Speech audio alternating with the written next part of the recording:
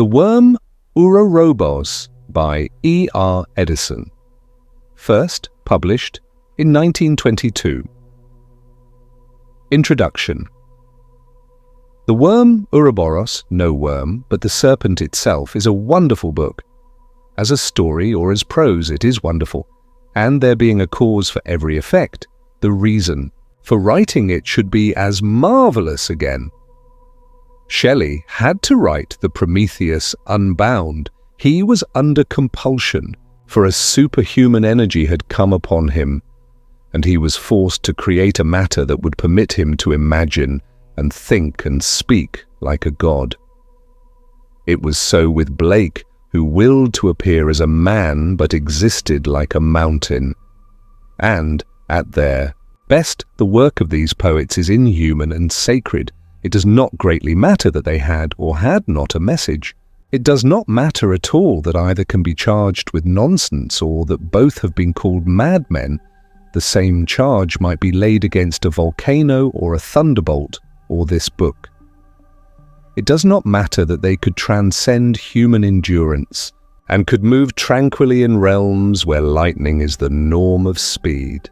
The work of such poets is sacred because it outpaces man and, in a realm of their own, wins even above Shakespeare. An energy such as came on the poets has visited the author of this book, and his dedicatory statement that it is neither allegory nor fable but a story to be read for its own sake puts us off with the assured arrogance of the poet who is too busy creating to have time for schoolmastering. But, waking or in dream, this author has been in strange regions and has supped at a torrent which only the greatest know of. The story is a long one. This reader would have liked it twice as long. The place of action is indicated casually as the planet Mercury, and the story tells of the wars between two great kingdoms of that planet and the final overthrow of one. Mr. Eddison is a vast man. He needed a whole cosmos to play in and created one, and he forged a prose to tell of it that is as gigantic as his tale. In reading this book, the reader must a little break his way in and must surrender prejudices that are not allowed for. He may think that the language is more rotund than is needed for a tale, but as he proceeds, he will see that only such a tongue could be spoken by these colossi, and soon he will delight in a prose that is as life-giving as it is magnificent. Mr. Eddison's prose never plays him false. It rises and falls with his subject, and is tender, humorous, sour, precipitate, and terrific as the occasion warrants.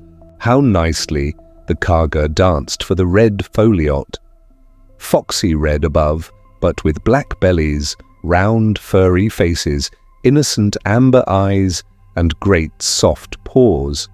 On a sudden, the music ceased, and the dancers were still and standing side by side, paw in furry paw. They bowed shyly to the company, and the red foliot called them to him and kissed them on the mouth and sent them to their seats. Corand leaned on the parapet and shaded his eyes with his hand, that was broad as a smoked haddock, and covered on the back with yellow hairs, growing somewhat sparsely as the hairs on the skin of a young elephant. A dismal tempest suddenly surprised them. For 40 days it swept them in hail and sleet over wide wallowing ocean, without a star, without a course. Night came down on the hills.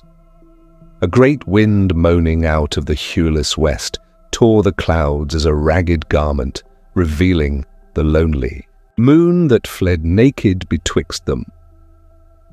Dawn came like a lily, saffron-hued, smirked with smoke-grey streaks that slanted from the north. He was naked to the waist, his hair, breast and arms to the armpits clotted and adrop with blood, and in his hands 2 bloody daggers.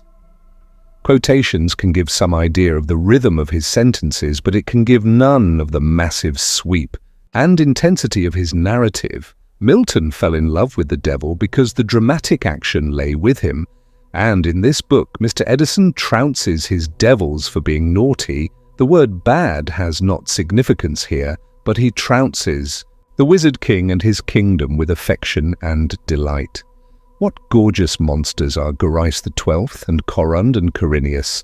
The reader will not easily forget them, nor Gorice's great antagonist Lord Juss, nor the marvellous traitor Lord Grow, with whom the author was certainly in love, nor the great fights and the terrible fighters, Lords Brandoch Daha and Goldry Bluszco, and a world of others and their wives, nor will he forget the mountain Koshtra Pivrarka that had to be climbed and was climbed, as dizzying a feat as literature can tell of.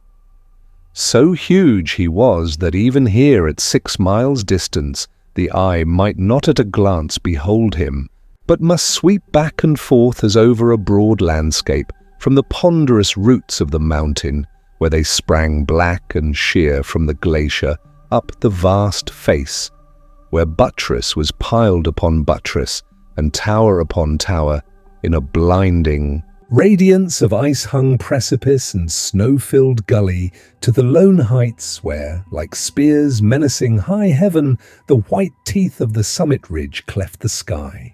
Mr. Eddison's prose does not derive from the English Bible. His mind has more affinities with Celtic imaginings and method, and his work is Celtic in that it is inspired by beauty and daring rather than by thoughts and moralities. He might be Scotch or Irish, scarcely the former, for while Scotland loves full-mouthed verse, she, like England, is prose shy. But from whatever heaven Mr. Eddison come, he has added a masterpiece to English literature. James Stephens, The Induction. There was a man named Lessingham dwelt in an old low house in Wasteale, set in a grey old garden where yew trees flourished, that had seen Vikings in Copeland in their seedling time. Lily and rose and larkspur bloomed in the borders, and begonias with blossoms big as saucers, red and white and pink and lemon colour, in the beds before the porch. Climbing roses, honeysuckle, clematis, and the scarlet flame flower scrambled up the walls. Thick woods were on every side without the garden, with a gap northeastward opening on the desolate lake and the great fells beyond it. Gable rearing his crag-bound head against the sky from behind the straight, clean outline of the screes. Cool, long shadows stole across the tennis lawn. The air was golden, doves murmured in the trees, 2 chaffinches played on the near post of the net. A little water wagtail scurried along the path. A French window stood open to the garden, showing darkly a dining room panelled with old oak, its Jacobean table bright with flowers and silver, and cut glass and Wedgwood dishes heaped with fruit, greengages, peaches, and green muscat grapes. Lessingham lay back in a hammock chair, watching through the blue smoke of an after-dinner cigar the warm light on the Gloire de Dijon roses that clustered about the bedroom window overhead. He had her hand in his. This was their house. "Should we finish that chapter of Angel?" she said. She took the heavy volume with its faded green cover and read, "He went out on the night of the Lord's day, when 9 weeks were still 2, winter. He heard a great crash, so that he thought both heaven and earth shook. Then he looked into the west airt, and he thought he saw hereabouts a ring of fiery hue, and within the ring a man on a grey horse. He passed quickly by him, and rode hard. He had a flaming firebrand in his hand, and he rode so close to him that he could see him plainly. He was black as pitch, and he sung this song with a mighty voice. Here I ride swift steed, his flank flecked with rime, rain from his mane drips, horse mighty for harm. Flames flare at each end, gall glows in the midst, So fares it with Flosie's reedies, as this flaming brand flies. And so fares it with Flosie's reedies, as this flaming brand flies. Then he thought he hurled the firebrand east towards the fells before him, and such a blaze of fire leapt up to meet it that he could not see the fells for the blaze. It seemed as though that man rode east among the flames and vanished there. After that he went to his bed and was senseless for a long time, but at last he came to himself. He bore in mind all that had happened and told his father, but he bade him tell it to Hjalti Skeggi's son. So he went and told Hjalti, but he said he had seen the wolf's ride, and that comes ever before great tidings. They were silent a while. Then Lessingham said suddenly, "Do you mind if we sleep in the east wing tonight?" "What, in the lotus room?" "Yes." "I'm too much of a lazybones tonight, dear," she answered. "Do you mind if I go alone?" "Then I shall be back to breakfast. I like my lady with me. Still we can go again when next moon wanes. My pet is not frightened, is she?" "No," she said, laughing. But her eyes were a little big. Her fingers played with his watch chain. "I'd rather," she said presently. "You went later on and took me. All this is so odd still, the house and that. And I love it so, and after all it is a long way, and several years too sometimes in the lotus room, even though it is all over. Next morning, I'd rather we went together. If anything happened then, well, we'd both be done in, and it wouldn't matter so much, would it?" "Both be what?" said Lessingham. "I'm afraid your language is not all that might be wished." "Well, you taught me," said she, and they laughed. They sat there till the shadows crept over the lawn and up the trees, and the high rocks of the mountain shoulder beyond burned red in the evening rays. He said, "If you like to stroll a bit of way up the fell side, Mercury is visible tonight. We might get a glimpse of him just after sunset." A little later, standing on the open hillside below the hawking bats, they watched for the dim planet that showed at last low down in the west between the sunset and the dark. He said, "It is as if Mercury had a finger on me tonight, Mary. It's no good my trying to sleep tonight except in the lotus room." Her arm tightened in his. "Mercury?" she said. "It is another world. It is too far." But he laughed and said, "Nothing is too far." They turned back as the shadows deepened. As they stood in the dark of the arched gate leading from the open, fell into the garden, the soft, clear notes of a spinet sounded from the house.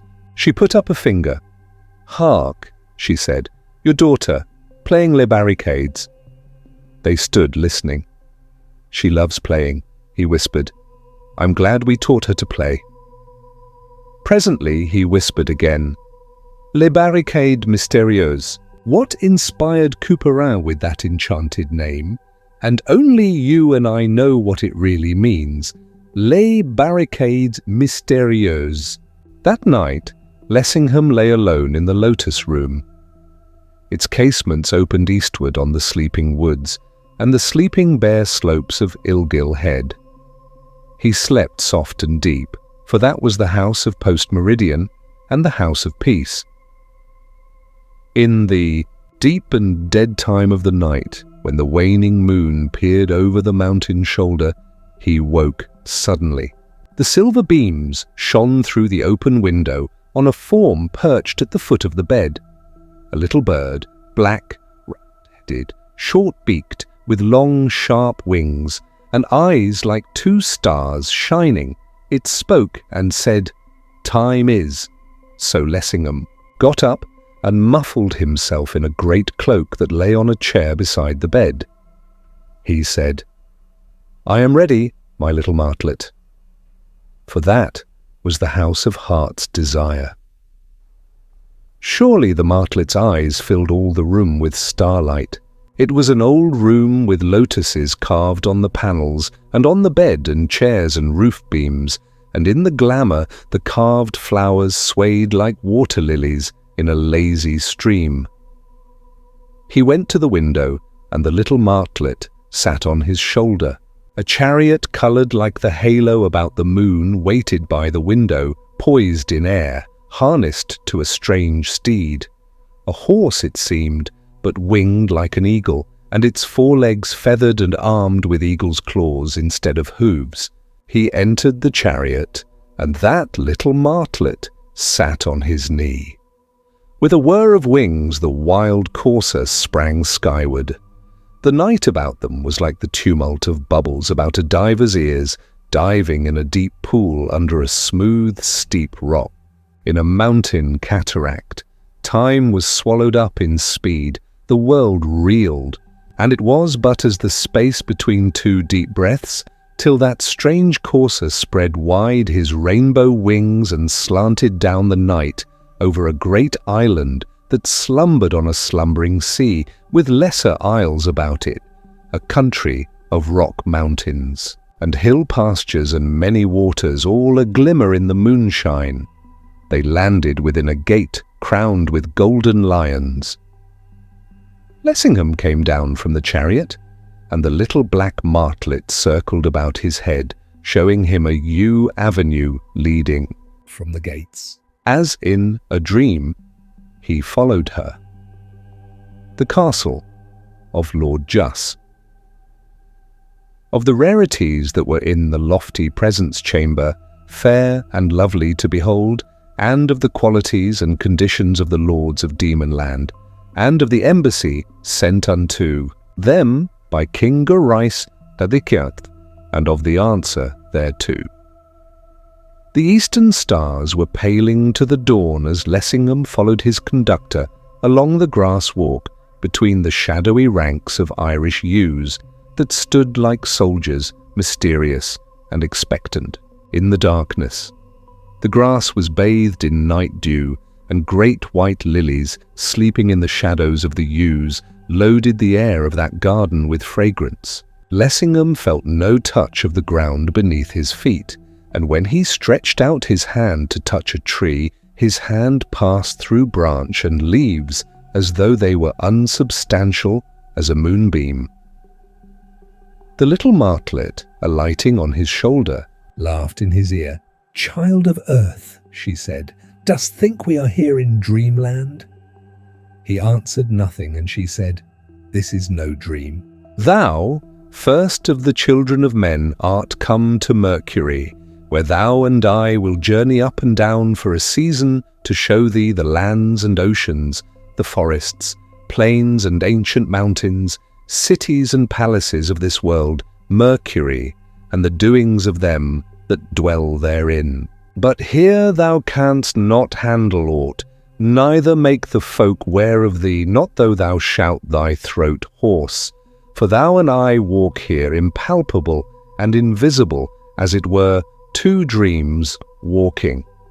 They were now on the marble steps, which led from the yew walk to the terrace opposite the great gate of the castle. "No need to unbar gates to thee and me," said the martlet, as they passed beneath the darkness of that ancient portal, carved with strange devices, and clean through the massy timbers of the bolted gate, thickly riveted with silver, into the inner court. "Go we into the lofty presence chamber, and there tarry a while. Morning is kindling the upper air, and folk will soon be stirring in the castle, for they lie not long abed when day begins in Demonland.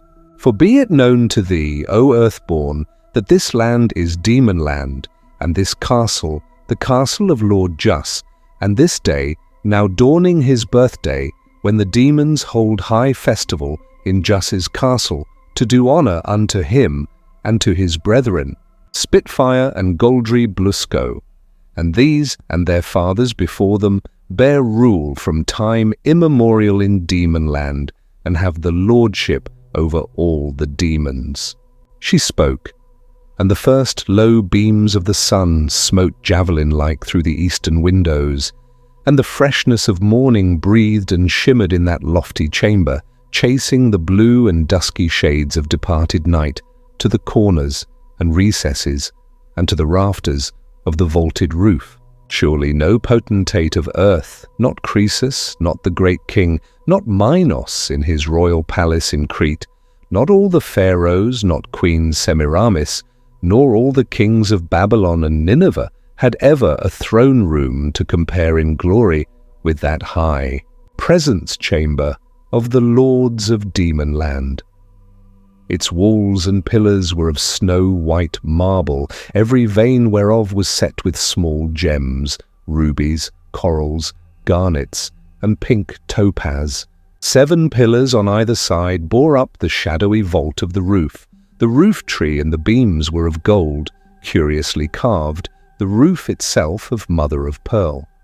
A side aisle ran behind each row of pillars, and 7 paintings on the western side faced 7 spacious windows on the east.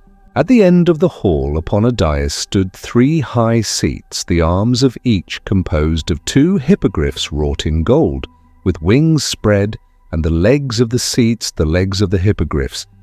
But the body of each high seat was a single jewel, of monstrous size, the left-hand seat a black opal, a sparkle with steel blue fire, the next a fire opal, as it were a burning coal, the third seat an alexandrite, purple like wine by night, but deep sea green by day.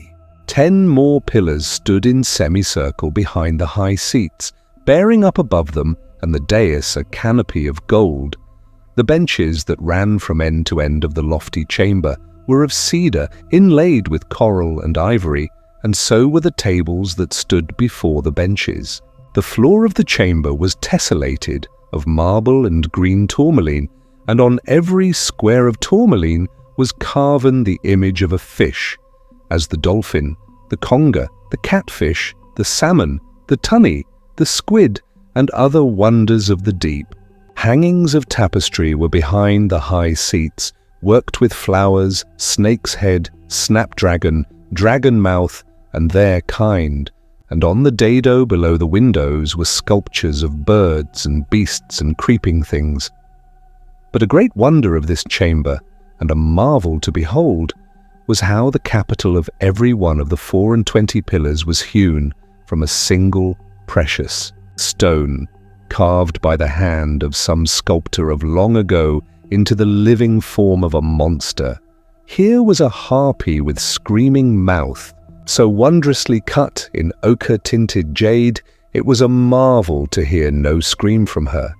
Here, in wine-yellow topaz, a flying fire-drake. There a cockatrice made of a single ruby. There a star sapphire the colour of moonlight, cut for a cyclops, so that the rays of the star trembled from his single eye. Salamanders, mermaids, chimeras, wild men of the woods, leviathans, all hewn from faultless gems, thrice the bulk of a big man's body, velvet dark sapphires, crystallite, beryl, amethyst, and the yellow zircon that is like transparent gold. To give light to the presence chamber were 7 escarbuncles, great as pumpkins hung in order down the length of it, and 9 fair moonstones standing in order on silver pedestals between the pillars on the dais. These jewels, drinking in the sunshine by day, gave it forth during the hours of darkness in a radiance of pink light, and a soft effulgence as of moonbeams. And yet another marvel, the nether side of the canopy over the high seats was encrusted with lapis lazuli, and in that feigned dome of heaven burned the 12 signs of the zodiac, every star a diamond that shone with its own light. Folk now began to be astir in the castle, and there came a score of serving men into the presence chamber with brooms and brushes, cloths and leathers, to sweep and garnish it, and burnish the gold and jewels of the chamber. Lissome they were, and sprightly of gait, of fresh complexion, and fair-haired. horns grew on their heads. When their tasks were accomplished, they departed, and the presence began to fill with guests.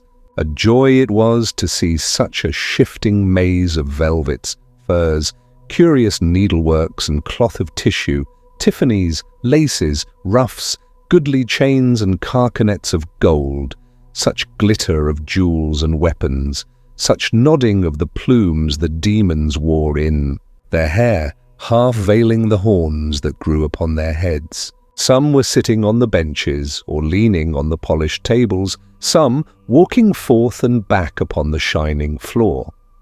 Here and there were women among them, women so fair one had said, "It is surely white-armed Helen, this one." This Arcadian. Atalanta. This Phryne that stood to Praxiteles for Aphrodite's picture.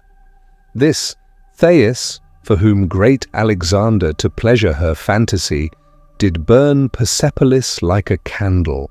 This she that was rapt by the dark god from the flowering fields of Enna, to be queen for ever among the dead that be departed. Now came a stir near the stately doorway, and Lessingham beheld a demon of burly frame and noble port, richly attired. His face was ruddy and somewhat freckled, his forehead wide, his eyes calm and blue like the sea. His beard, thick and tawny, was parted and brushed back and upwards on either side. "Tell me, my little martlet," said Lessingham, "is this Lord Juss?" "This is not Lord Juss," answered the martlet, "nor aught so worshipful as he. The lord thou seest is Volle, who dwelleth under Cartadza by the salt sea. A great sea captain is he, and one that did service to the cause of Demonland and of the whole world besides in the late wars against the ghouls. But cast thine eyes again towards the door, where one standeth amid a knot of friends, tall, and somewhat stooping, in a corselet of silver, and a cloak of old brocaded silk, coloured tarnished gold, something like to Volla in feature, but swarthy, and with bristling black mustachios." "I see him," said Lessingham. "This then is Lord Juss." "Not so," said Martlet. "'Tis but Viz, brother to Volla. He is wealthiest in goods of all the demons, save the three brethren only, and Lord Brandoch Daha." "And who is this?" asked Lessingham, pointing to one of light and brisk step and humorous eye, who in that moment met Volla and engaged him in converse apart. Handsome of face he was, albeit somewhat long-nosed and sharp-nosed, keen and hard and filled with life and the joy of it. "Here thou beholdest," answered she, "Lord Zig, the far-famed tamer of horses. Well loved is he among the demons, for he is merry of mood, and a mighty man of his hands withal when he leadeth his horsemen against the enemy." Voller threw up his beard and laughed a great laugh at some jest that Zig whispered in his ear, and Lessingham leaned forward into the hall if haply he might catch what was said. The hum of talk drowned the words, but leaning forward Lessingham saw where the arras curtains behind the dais parted for a moment, and one of princely bearing advanced past the high seats down the body of the hall. His gait was delicate, as of some lithe beast of prey newly wakened out of slumber, and he greeted with lazy grace the many friends who hailed his entrance. Very tall was that lord, and slender of build, like a girl. His tunic was of silk, coloured like the wild rose, and embroidered in gold with representations of flowers and thunderbolts. Jewels glittered on his left hand and on the golden bracelets on his arms, and on the fillet twined among the golden curls of his hair, set with plumes of the kingbird of paradise. His horns were dyed with saffron, and inlaid with filigree work of gold. His buskins were laced with gold, and from his belt hung a sword, narrow of blade and keen, the hilt rough with beryls and black diamonds. Strangely light and delicate was his frame, and seeming, yet with a sense of slumbering power beneath, as the delicate peak of a snow mountain seen afar in the low red rays of morning. His face was beautiful to look upon, and softly coloured like a girl's face, and his expression one of gentle melancholy mixed with some disdain. But fiery glints awoke at intervals in his eyes, and the lines of swift determination hovered round the mouth below his curled mustachios. "At last," murmured Lessingham. "At last, Lord Juss." "Little art thou to blame," said the martlet, "for this misprision, for scarce could a lordlier sight have joyed thine eyes. Yet is this not Juss, but Lord Brandoch Daha, to whom all Demonland west of Shalgreth and Struparden oweth allegiance, the rich vineyards of Crothering, the broad pasture lands of Faildse, and all the western islands and their crag-bound fastnesses.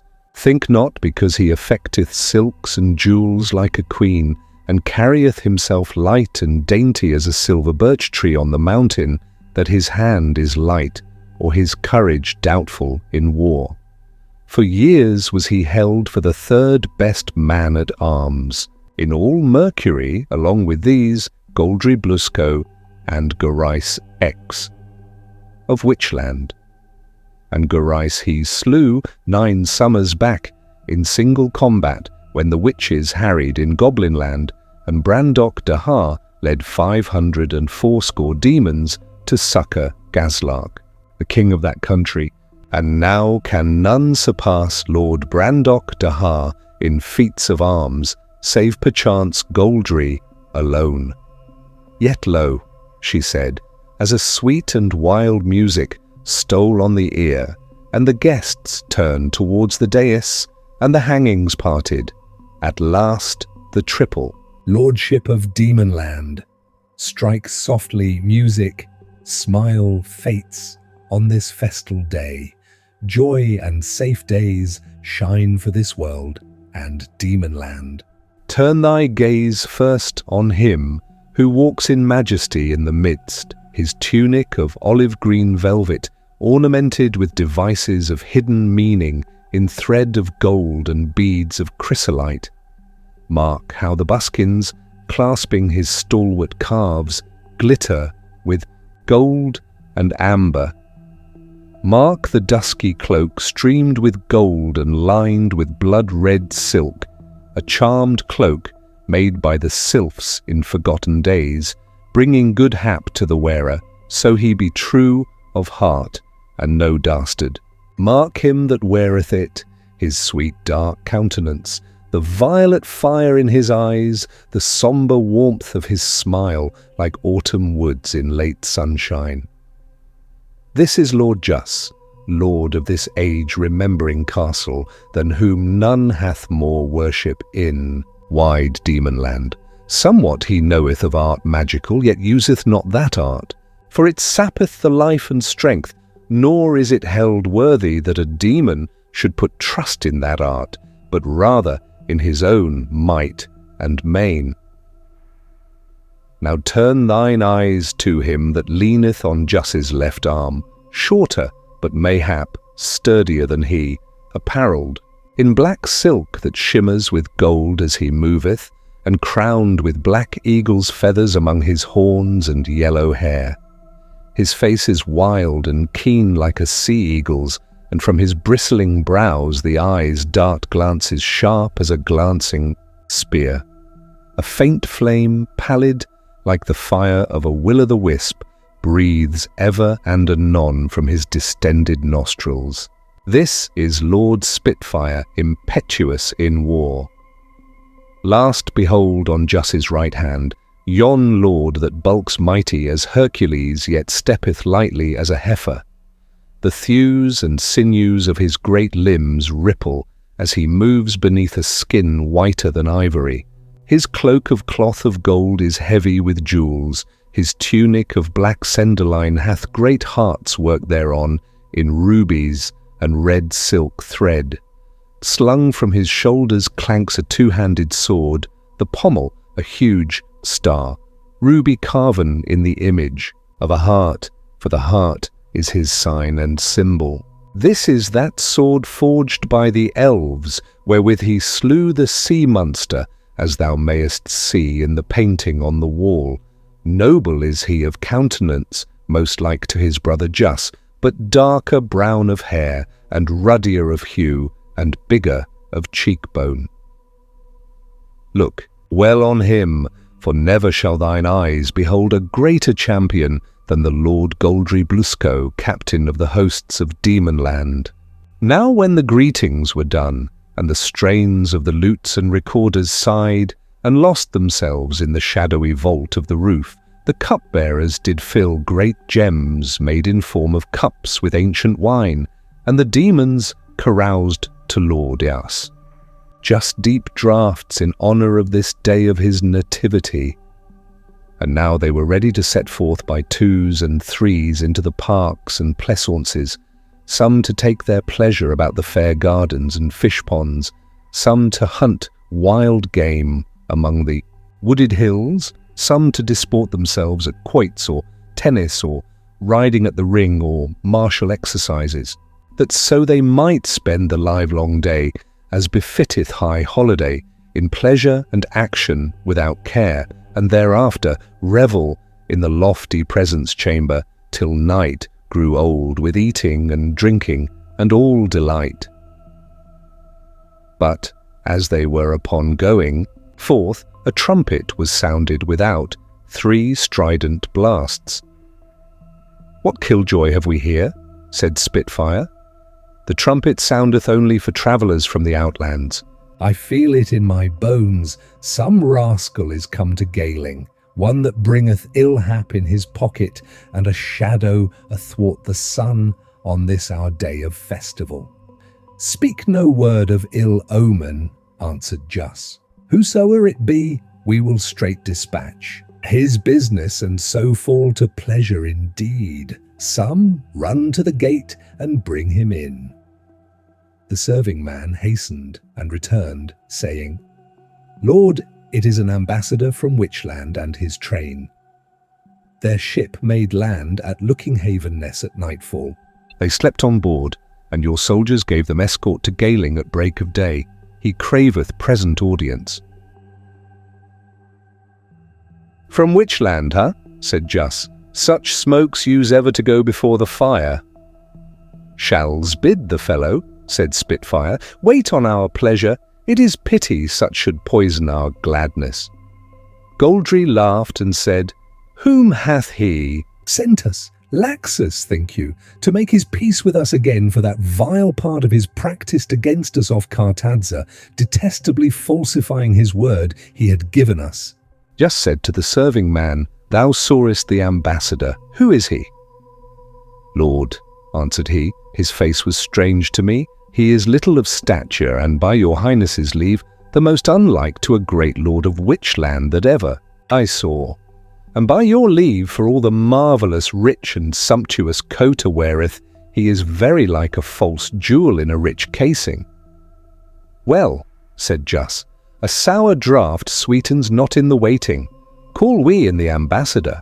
Lord Juss sat in the high seat midmost of the dais, with Goldry on his right in the seat of black opal, and on his left Spitfire, throned on the Alexandrite. On the dais sat likewise those other lords of Demonland, and the guests of lower degree thronged the benches and the polished tables, as the wide doors opened on their silver hinges, and the ambassador, with pomp and ceremony, paced up the shining floor of marble and green tourmaline. "Why, what a beastly fellow is this?" said Lord Goldry in his brother's ear. His hairy hands reached down to his knees, a shuffleth in his walk like a hobbled jackass. "I like not the dirty face of the ambassador," said Lord Zig. "His nose sitteth flat on the face of him, as it were a dab of clay, and I can see pat up his nostrils a summer day's journey into his head. If's upper lip bespeak him not, a rare spouter of rank fustian, perdition catch me. Were it a finger's breadth longer, I might tuck it into his collar to keep his chin warm of a winter's night. I like not the smell of the ambassador, said Lord Brandoch Daha. And he called for censers and sprinklers of lavender and rose water to purify the chamber, and let open the crystal windows that the breezes of heaven might enter, and make all sweet. So the ambassador walked up the shining floor and stood before the lords of Demonland that sat upon the high seats between the golden hippogriffs. He was robed in a long mantle of scarlet lined with ermine, with crabs, woodlice and centipedes worked thereon in golden thread. His head was covered with a black velvet cap with a peacock's feather fastened with a brooch of silver, supported by his train-bearers and attendants, and leaning on his golden staff, he with raucous accent delivered his mission. Juss, Goldry, and Spitfire, and ye other demons, I come before you as the ambassador of Gorice, most glorious king of Witchland, lord and great duke of Butany and Estremarine, commander of Shulan, Thramne, Mingos, and Permio, and high warden of the Esimotian marches, great duke of Trace, king paramount of Bestria and Nevria, and prince of Ar, great lord over the country of Ogedia, Maltraeni, and of Baltari and Taribia, and lord of many other countries, most glorious and most great, whose power and glory is over all the world, and whose name shall endure for all generations. And first, I bid you be bound by that reverence for my sacred office of envoy from the king, which is accorded by all people and potentates, save such as be utterly barbarous, to ambassadors and envoys. Speak and fear not, answered Juss. Thou hast mine oath, and that hath never been forsworn, to witch or other barbarian. The ambassador shot out his lips in an O and threatened with his head, then grinned, laying bare his sharp and misshapen teeth, and proceeded. Thus saith King Gorice, great and glorious, and he chargeth me to deliver it to you, neither adding any word nor taking away. I have it in mind that no ceremony of homage or fealty hath been performed before me by the dwellers in my province of Demonland. As the rustling of dry leaves strewn in a flagged court when a sudden wind striketh them, there went a stir among the guests. Nor might the Lord Spitfire contain his wrath, but springing up and clapping hand to sword hilt, as minded to do a hurt to the ambassador. Province, he cried, are not the demons a free people? And is it to be endured that Witchland should commission this slave to cast insults in our teeth, and this in our own castle? A murmur went about the hall, and here and there folk rose from their seats. The ambassador drew down his head between his shoulders like a tortoise, baring his teeth and blinking with his small eyes. But Lord Brandoch Daha, lightly laying his hand on Spitfire's arm, said, The ambassador hath not ended his message, cousin, and thou hast frightened him. Have patience and spoil not the comedy. We shall not lack words to answer King Gorice, no, nor swords, if he must have them. But it shall not be said of us of Demonland that it needeth but a boorish message to turn us from our ancient courtesy toward ambassadors and heralds. So spake Lord Brandoch Daha in lazy half-mocking tone, as one who but idly returneth the ball of conversation, yet clearly so that all might hear. And therewith the murmurs died down, and Spitfire said, I, Amtam, say thine errand freely, and imagine not that we shall hold thee answerable for aught thou sayest, but him that sent thee. Whose humble mouthpiece I only am, said the ambassador, somewhat gathering courage, and who, saving your reverence, lacketh not the will nor the power to take revenge for any outrage done upon his servants. Thus saith the king, I therefore summon and command you, Juss, Spitfire, and Goldry Bluszco, to make haste and come to me in Witchland, in my fortress of Karti, and there dutifully kiss my toe, in witness before all the world that I am your lord and king, and rightful overlord of all Demonland." Gravely, and without gesture, Lord Juss hearkened to the ambassador, leaning back in his high seat, with either arm thrown athwart the arched neck of the hippogriff. Goldry, smiling scornfully, toyed with the hilt of his great sword. Spitfire sat strained and glowering, the sparks crackling at his nostrils. "Thou hast delivered all?" said Juss. "All," answered the ambassador. "Thou shalt have thine answer," said Juss, "while we take rede thereon, eat and drink." And he beckoned the cupbearer to pour out bright wine for the ambassador. But the ambassador excused himself, saying that he was not athirst, and that he had store of food and wine aboard of his ship, which should suffice his needs and those of his following. Then said Lord Spitfire, "No marvel though the spawn of Witchland fear venom in the cup. They who work commonly such villainy against their enemies, as witness Residor of Goblinland, whom Corsus murthered with a poisonous draught, shake still in the knees, lest themselves be so entertained to their destruction." And snatching the cup, he quaffed it to the dregs, and dashed it on the marble floor before the ambassador, so that it was shivered into pieces. And the lords of Demonland rose up, and withdrew behind the flowery hangings into a chamber apart, to determine of their answer to the message sent unto them by King Gorice of Witchland. When they were private together, Spitfire spake and said, "Is it to be borne that the king should put such shame and mockery upon us? Could a not at the least have made a son of Corund or of Corsus his ambassador to bring us his defiance, stead of this filthiest of his domestics, a gibbering dwarf fit only to make them gab and game at their tippling bouts, when they be 3 parts senseless with boozing?" Lord Juss smiled somewhat scornfully. "With wisdom," he said, "and with foresight, hath Witchland made choice of his time to move against us, knowing that 33 of our well-built ships are sunken in Cartadza Sound in the battle with the ghouls, and but 14 remain to us.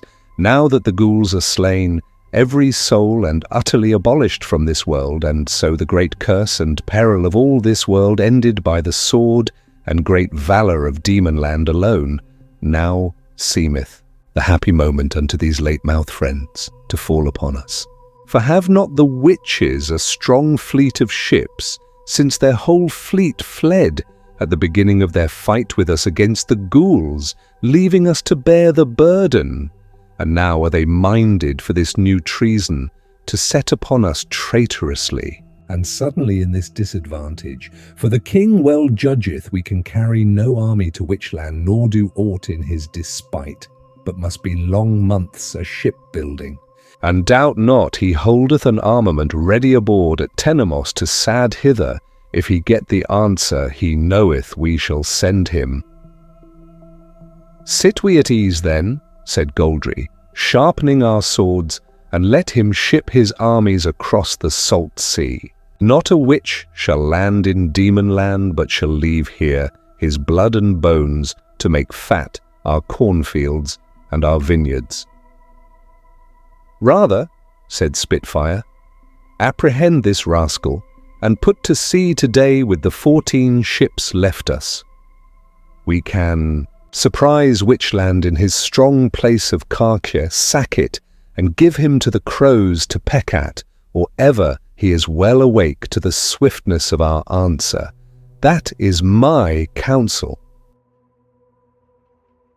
Nay, said Juss, we shall not take him sleeping. Be certain that his ships are ready and watching in the Witchland seas, prepared against any rash onset. It were folly to set our neck in the noose, and little glory to Demonland to await.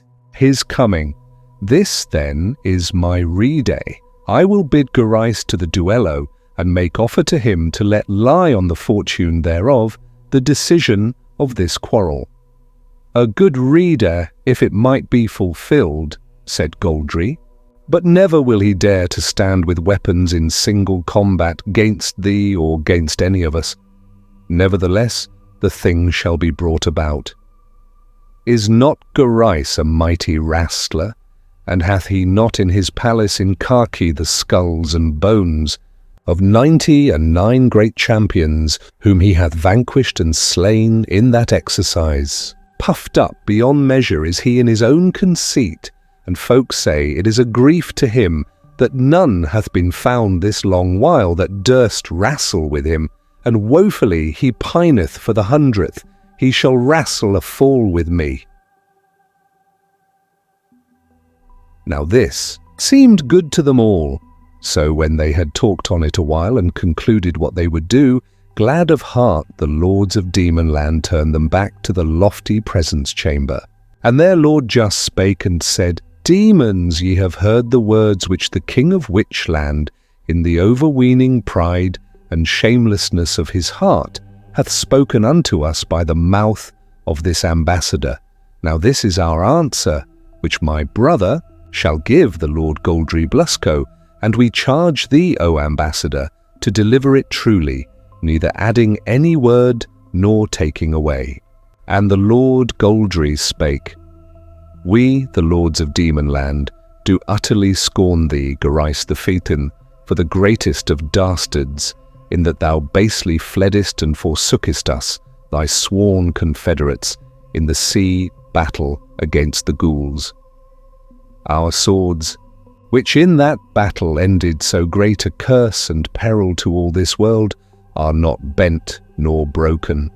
They shall be sheathed in the bowels of thee and thy minions, Corsus to wit, and Corund, and their sons, and Corineus, and what other evildoers harbour in waterish Witchland, sooner than one little sea-pink growing on the cliffs of Demonland shall do thee obeisance. But that thou mayest, if so thou wilt, feel our power somewhat, I, Lord Goldry Bluszco, make thee this offer, that thou and I do match ourselves singly each against other, to wrestle 3 falls at the court of the Red Foliot, who inclineth neither to our side nor to thine in this quarrel.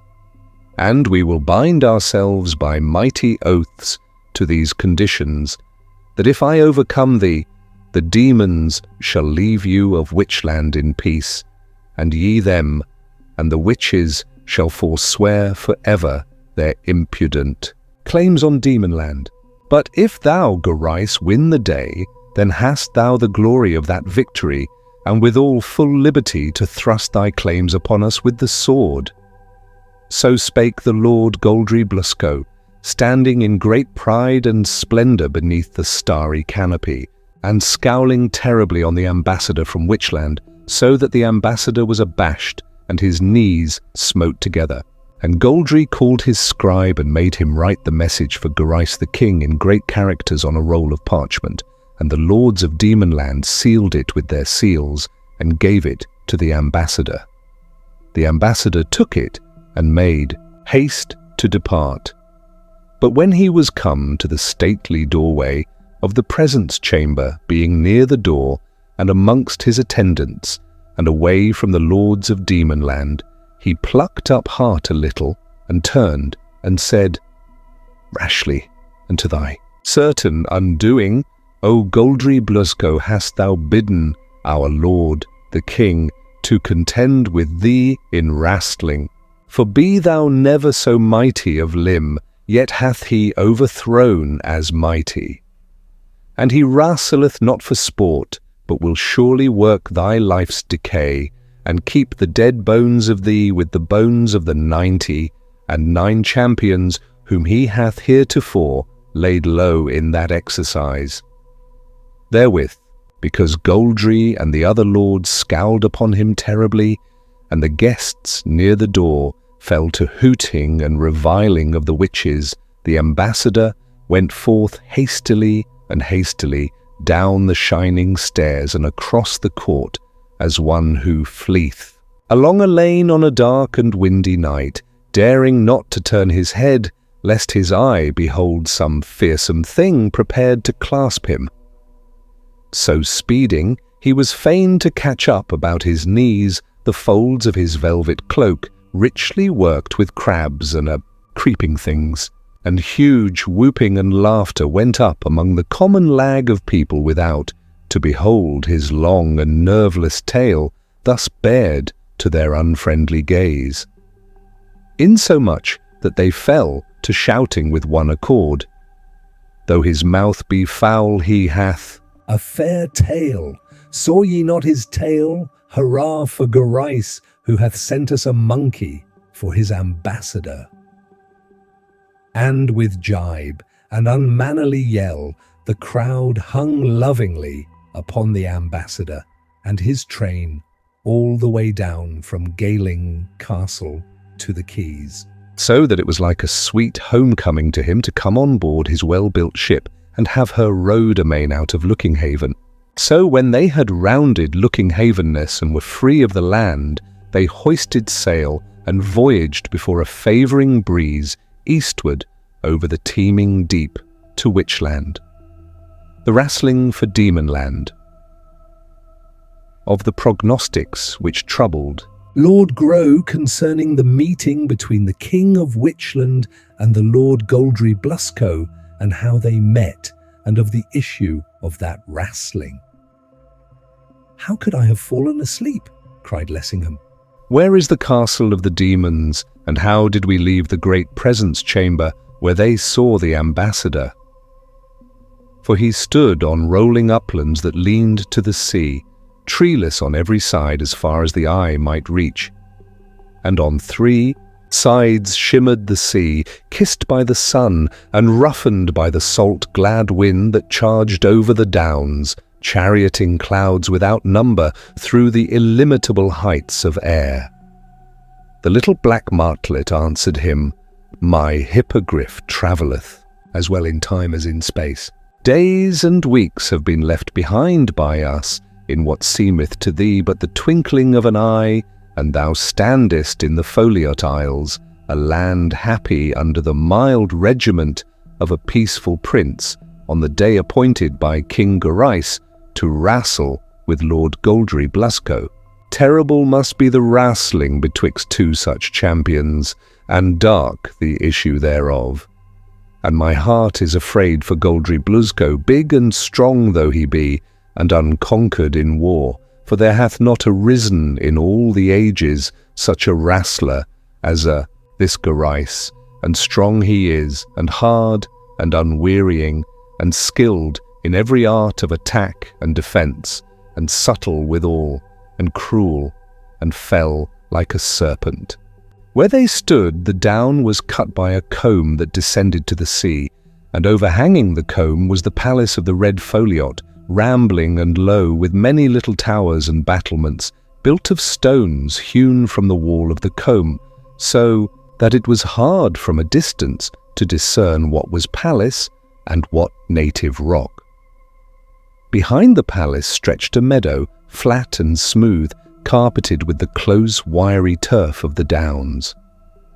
At either end of the meadow were booths set up, to the north, the booths of them of Witchland, and to the south, the booths of the demons. In the midst of the meadow was a space marked out with withies, 60 paces either way for the wrastling ground.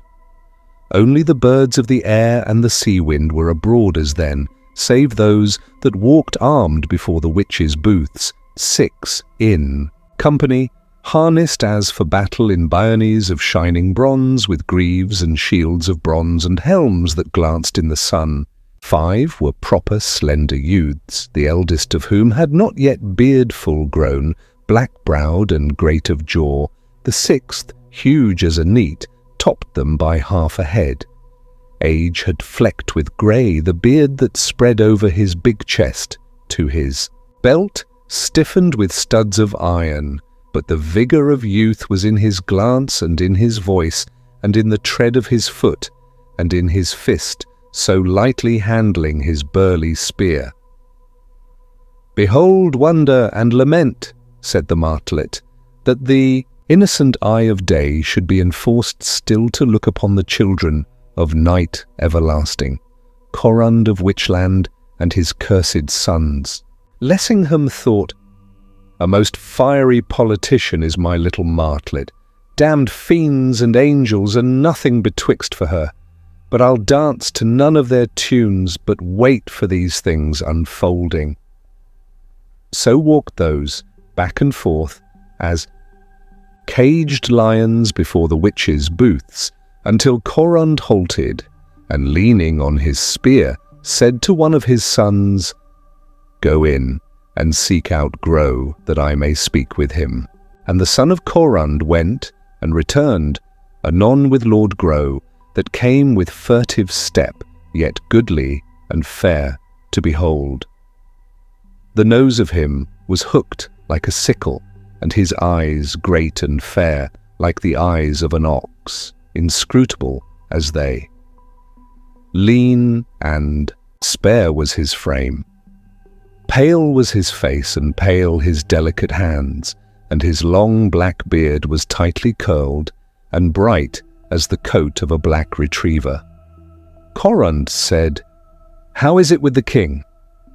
Grow answered him, "He chafeth to be at it, and to pass away the time he playeth at dice with Corineus, and the luck goeth against the king." "What makest thou of that?" asked Corund, and Grow said, "The fortune of the dice jumpeth not commonly with the fortune of war." Corund grunted in his beard, and laying his large hand on Lord Grow's shoulder, "Speak to me a little apart," he said, and when they were private. "Darken not counsel," said Corund, "to me and my sons. Have I not these 4 years past been as a brother unto thee, and wilt thou still be secret toward us?" But Grow smiled a sad smile and said, "Why should we by words of ill omen strike yet another blow where the tree tottereth?" Corund groaned. "Omens," said he, "increase upon us from that time forth, when the king accepted the challenge, evilly and flatly, against thy counsel and mine, and the counsel of all the great ones in the land. Surely the gods have made him fey, having ordained his destruction and our humbling before these demons." And he said, "Omens thicken upon us, O Grow. First, the night raven that went widdershins round about the palace of Carte.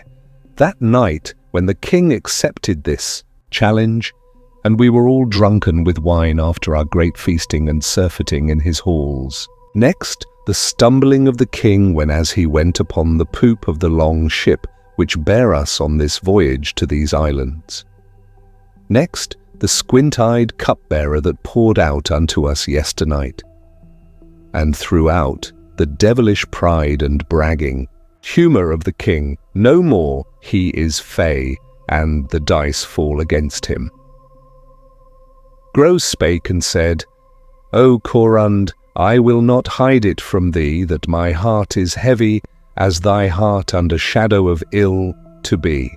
For as I lay sleeping betwixt the strokes of night, a dream of the night stood by my bed, and beheld me with a glance so fell that I was all adrad and quaking with fear. And it seemed to me that the dream smote the roof above my bed, and the roof opened and disclosed the outer dark, and in the dark travelled a bearded star, and the night was quick with fiery signs. And blood was on the roof, and great gouts of blood on the walls, and on the cornice of my bed. And the dream screeched like the screech owl, and cried, Witchland from thy hand, O king. And methought the whole world was lighted in a low, and with a great cry I awoke out of the dream. Thou art wise, said Corund, and belike the dream was a true dream, sent thee through the gate of horn, and belike it forebodeth events great and evil for the king and for Witchland. Grow said, Disclose it not to the others, for none can strive with fate and gain the victory. and it would but cast down their hearts. But it is fitting we be ready against evil hap. If, which yet may the gods forfend, ill come of this wrastling bout, fail not every one of you, or you act on any enterprise to take counsel of me, bear his back without brother behind it. Together must we do that we do. Thou hast my firm assurance on't, said Corund.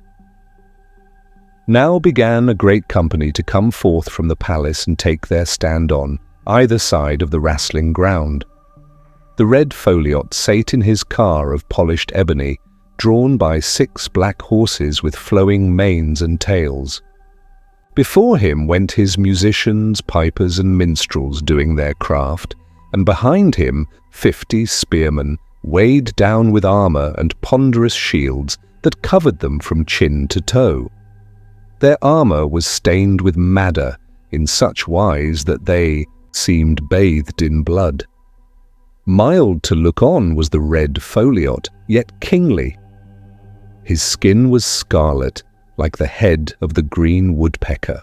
He wore a diadem of silver and robes of scarlet trimmed with black fur. So when the Foliots were assembled, one stood forth with a horn at the command of the red Foliot, and blew 3 blasts. Therewith came forth from their booths the lords of Demonland and their men-at-arms, Juss, Goldry, Spitfire, and Brandoch Daha, all armed as for battle save Goldry, who was muffled in a cloak of cloth of gold, with great hearts worked thereon in red silk thread. And from their booths in turn came the lords of Witchland all armed, and their fighting men, and little love there was in the glances they and the demons cast upon each other. In the midst stalked the king, his great limbs muffled like Goldry's, in a cloak, and it was of black silk lined with black bearskin and ornamented with crabs worked in diamonds. The crown of Witchland, fashioned like a hideous crab, and encrusted with jewels so thickly that none might discern the iron whereof it was framed, weighed on his beetling brow. His beard was black and bristly, spade-shaped and thick. His hair close cropped. His upper lip was shaved, displaying his sneering mouth, and from the darkness below his eyebrows looked forth eyes that showed a green light, like those of a wolf. Corund walked at the king's left elbow, his giant frame an inch less in stature than the king. Corineus went on the right, wearing a rich cloak of sky-blue tissue over his shining armour. Tall and soldier-like was Corineus, and young and goodly, to look upon, with swaggering gait and insolent eye, thick-lipped withal and somewhat heavy of feature, and the sun shone brightly on his shaven jowl. Now the red Foliot let sound the horn again, and standing in his ebony car he read out the conditions, as thus: O Gorice, most glorious king of Witchland, and O Lord Goldry Bluszco, captain of the hosts of Demonland, it is compact betwixt you, and made fast by mighty oaths, whereof I, the red Foliot, am keeper, that ye shall wrastle 3 falls together on these conditions, namely, that if Gorice the king be victorious, then hath he that glory, and with all full liberty, to enforce with the sword his claims of lordship over many mountained Demonland. But if victory fall to the Lord Goldry Bluszco, then shall the demons let the witches abide in peace, and they them, and the witches shall forswear for ever their claims of lordship over the demons. And you, O king, and you, O Goldry Bluszco, are likewise bound by oath to wrastle fairly, and to abide by the ruling of me, the red Foliot, whom ye are content to choose as your umpire. And I do swear to judge justly between you. And the laws of your wrastling are that neither shall strangle his adversary with his hands, nor bite him, nor claw, nor scratch his flesh, nor poach out his eyes, nor smite him with his fists, nor do any other unfair thing against him, but in all other respects ye shall wrestle freely together. And he that shall be brought to earth with hip or shoulder shall be accounted fallen. The red foliot said, Have I spoken well, O king, and do you swear to these conditions? The king said, I swear. The red foliot asked in like manner, Dost thou swear to these conditions, O Lord Goldry Bluszco? And Goldry answered him, I swear. Without more ado, the king stepped into the wrestling ground on his side, and Goldry Bluszco on his, and they cast aside their rich mantles, and stood forth naked for the wrestling. And folk stood silent for admiration of the thews and sinews of those twain, doubting which were mightier of build and likelier to gain the victory. The king stood taller by a little, and was longer in the arm than Goldry. But the great frame of Goldry showed excellent proportions, each part wedded to each as in the body of a god, and if either were brawnier of chest it was he, and he was thicker of neck than the king. Now the king mocked Goldry, saying, Rebellious hound, it is fit that I make demonstration unto thee, and unto these foliots and demons that witness our meeting, that I am thy king and lord, not by virtue only of this, my crown of Witchland, which I thus put by for an hour, but even by the power of my body over thine, and by my might and main. Be satisfied that I will not have done with thee until I have taken away thy life, and sent thy soul squealing bodiless into the unknown, and thy skull and thy marrow bones will I have away to Carty, to my palace, to be a token unto all the world, that I have been the bane of 100th great champion by my wrestling, and thou not least among them, that I have slain in that exercise. Thereafter, when I have eaten and drunken and made merry in my royal palace at Carty, I will sail with my armies over the teeming deep to many-mountained Demonland, and it shall be my footstool, and these other demons the slaves of me, yea, and the slaves of my slaves. But the Lord Goldry Bluszco laughed lightly, and said to the red foliot, O red foliot, I am not come hither to contend with the king of Witchland in windy railing, but to match my strength against his, sinew against sinew. Now they stood ready, and the red foliot made a sign with his hand, and the cymbals clashed for the first bout. At the clash, the two champions advanced and clasped one another with their strong arms, each with his right arm below and left arm above the other's shoulder, until the flesh shrank beneath the might of their arms that were as brazen ban. They swayed a little this way and that, as great trees swaying in a storm, their legs planted firmly so that they seemed to grow out of the ground like the trunks of oak trees. Nor did either yield ground to other, nor might either win a master hold upon his enemy. So swayed they back and forth for a long time, breathing heavily. And now Goldry, gathering his strength, gat the king lifted a little from the ground, and was minded to swing him round and so dash him to earth. But the king, in that moment when he found himself lifted, leaned forward mightily and smote his heel swiftly round Goldry's leg on the outside, striking him behind and a little above the ankle in such wise that Goldry was fain to loosen his hold on the king, and greatly folk marvelled that he was able in that plight to save himself from being thrown backward by the king. So they gripped again until red wheals rose on their backs and shoulders by reason of the grievous clasping of their arms. And the king on a sudden twisted his body sideways, with his left side turned from Goldry, and catching with his leg Goldry's leg on the inside, below the great muscle of the calf, and hugging him yet closer, he lurched mightily against him, striving to pull Goldry backward, and so fall upon him, and crush him as they fell to earth. But Goldry leaned violently forward, ever tightening his hold on the king, and so violently bare he forward in his strength that the king was balked of his design, and clutched together they fell both to earth side by side with a heavy crash, and lay bemused while one might count 60. The red foliot proclaimed them even in this bout, and each returned to his fellows to take breath and rest for a space.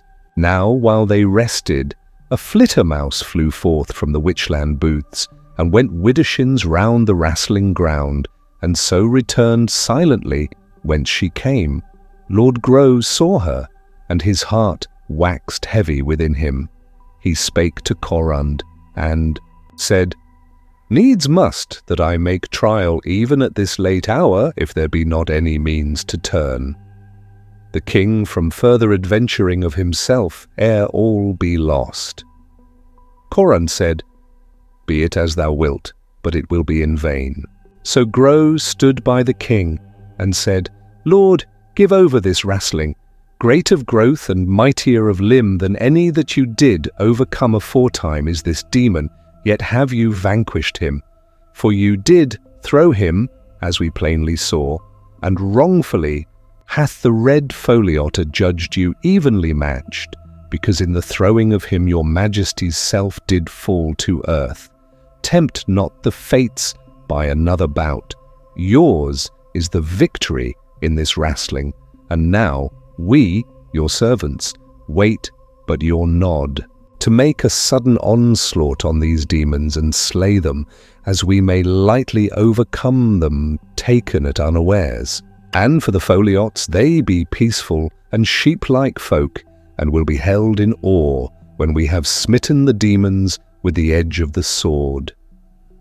So may you depart, O king, with pleasure and great honour, and afterward fare to Demonland and bring it into subjection."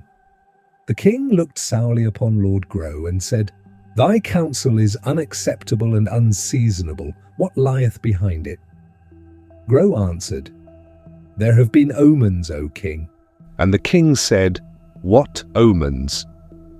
Grow answered and said, "I will not hide it from you, O my lord the king, that in my sleep about the darkest hour a dream of the night came to my bed, and beheld me with a glance so fell that the hairs of my head stood up, and pale terror get hold upon me. And methought the dream smote up the roof above my bed, and the roof yawned to the naked air of the midnight that laboured with fiery signs, and a bearded star travelling in the houseless dark. And I beheld the roof, and the walls one gore of blood. And the dream screeched like the screech owl, crying, Witchland from thy hand, O king. And therewith the whole world seemed lighted in one flame, and with a shout I awoke, sweating from the dream. But the king rolled his eyes in anger upon Lord Grow, and said, Well am I served and faithfully by such false scheming foxes as thou. It ill fits your turn that I should carry this deed to the end with mine own hand only. And in the blindness of your impudent folly ye come to me with tales made for scaring of babes, praying me gently to forego my glory, that thou and thy fellows may make yourselves big in the world's eyes by deeds of arms. Grow said, Lord, it is not so. But the king would not hear him, but said, Methinks it is for loyal subjects to seek greatness in the greatness of their king, nor desire to shine of their own brightness. As for this demon, when thou sayest that I have overcome him, thou speakest a gross and impudent lie. In this bout I did but measure myself with him, but thereby know I of a surety that when I put forth my might he will not be able to withstand me. And all ye shall shortly behold how, as one shattereth a stalk of angelica, I will break and shatter the limbs of this Goldry Bluszco.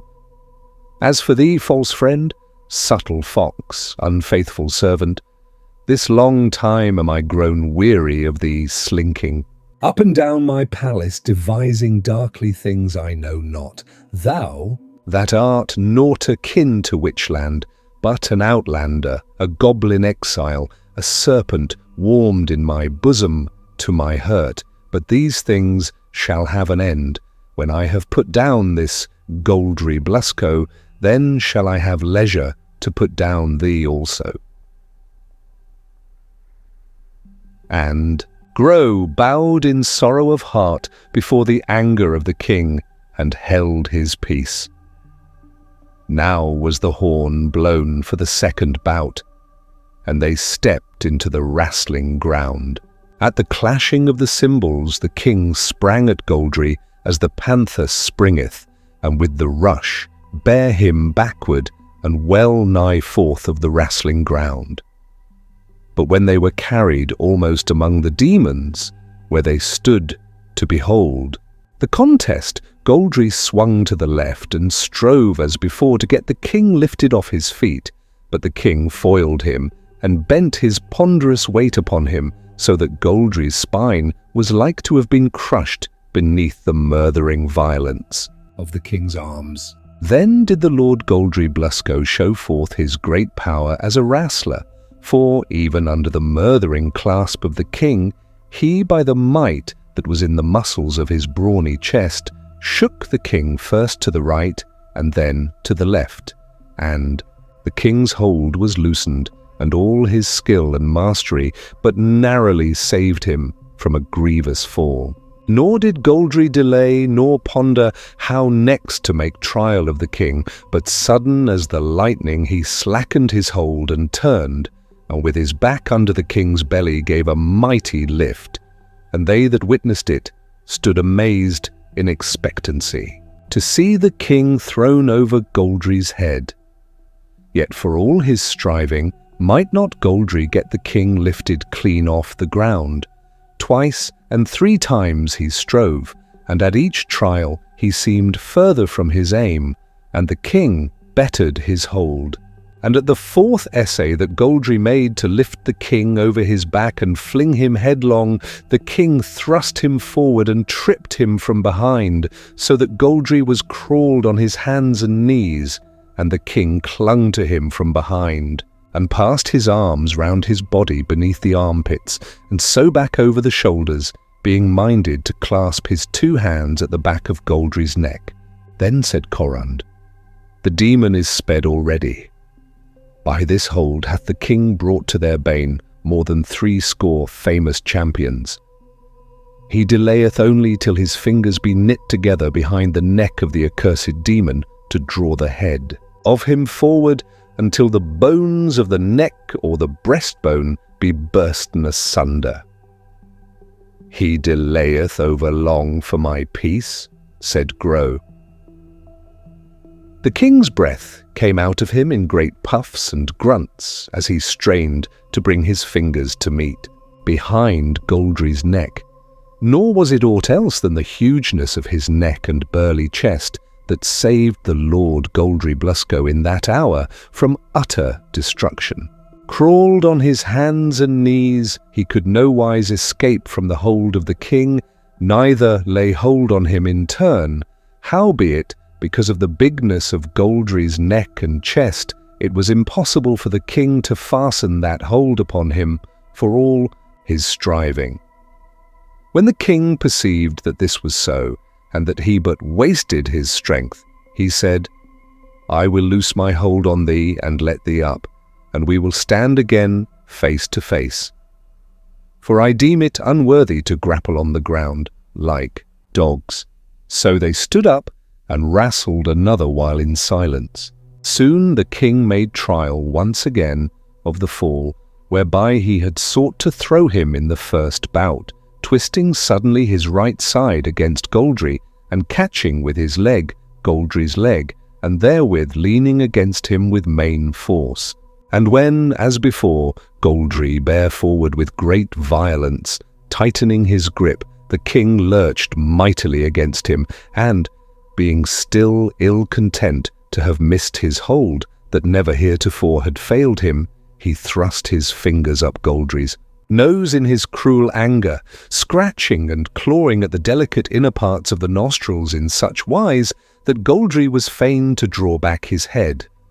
Therewith the king, lurching against him yet more heavily, gat him thrown a grievous fall on his back, and himself fell atop of him, crushing him and stunning him on the earth.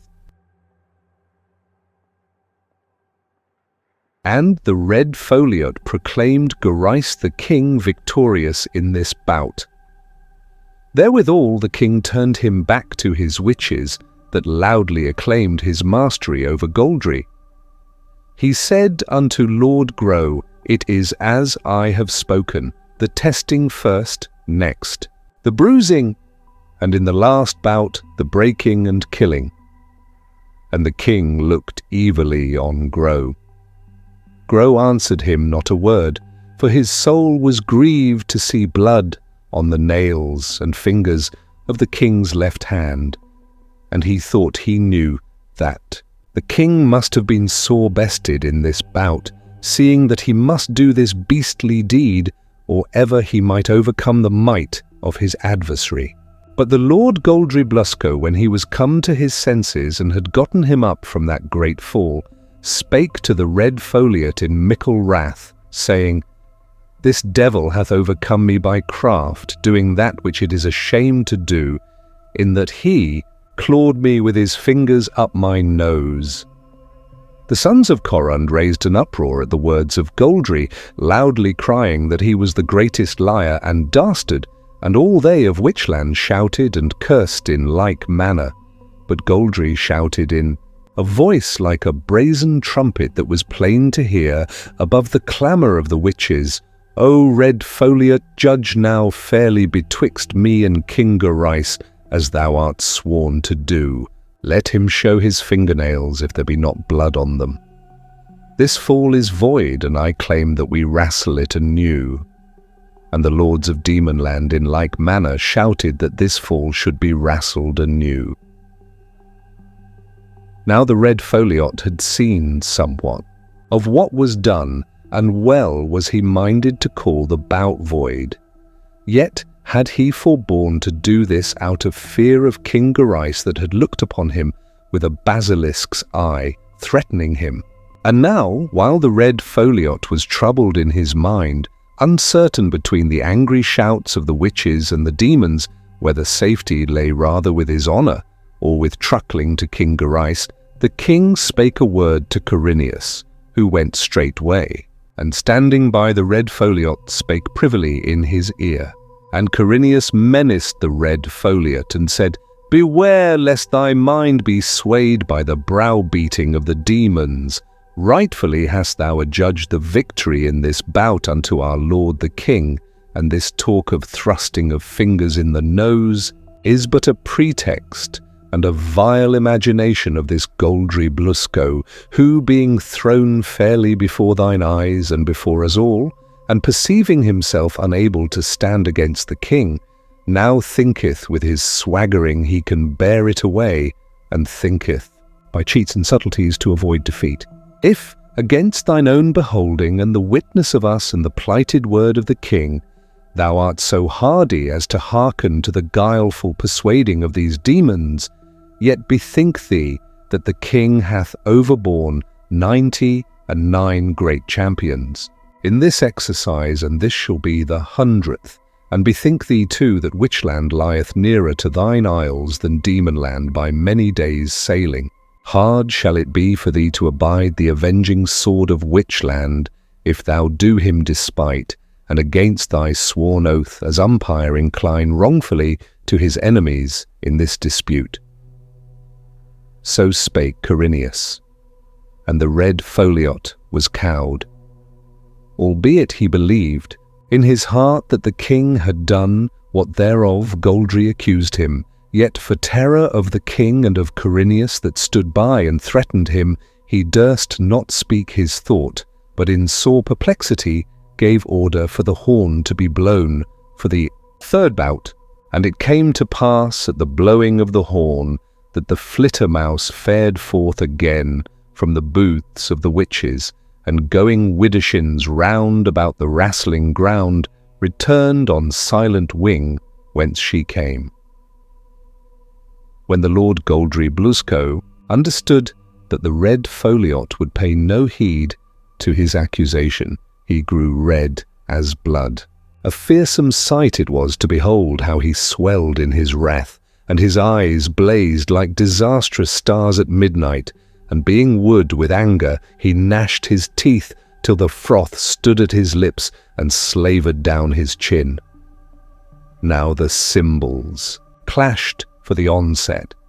Therewith ran Goldry upon the king as one straught of his wits, bellowing as he ran, and gripped him by the right arm with both his hands, one at the wrist and one near the shoulder. And so it was that, before the king might move, Goldry spun round with his back to the king, and by his mickle strength and the strength of the anger that was in him, he heaved the king over his head, hurling him as one hurleth a ponderous spear, head foremost to the earth. And the king smote the ground with his head, and the bones of his head and his spine were driven together and smashed, and blood flowed from his ears and nose.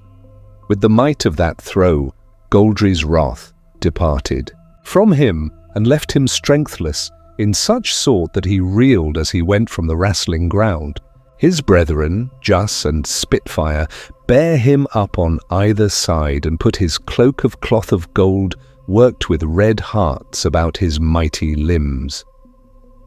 Meanwhile dismay was fallen upon the witches to behold their king so caught up on a sudden and dashed upon the ground, where he lay crumpled in an heap, shattered like the stalk of an hemlock that one breaketh and shattereth. In great agitation the red foliot came down from his car of ebony and made haste thither where the king was fallen, and the lords of Witchland came likewise thither, stricken at heart, and Corund lifted the king in his burly arms. But the king was stone dead, so those sons of Corund made a litter with their spears, and laid the king on the litter, and spread over him H's royal mantle of black silk, lined with bearskin, and set the crown of Witchland on his head, and without word spoken, bear him away to the witches' booths, and other lords of Witchland without word spoken followed after.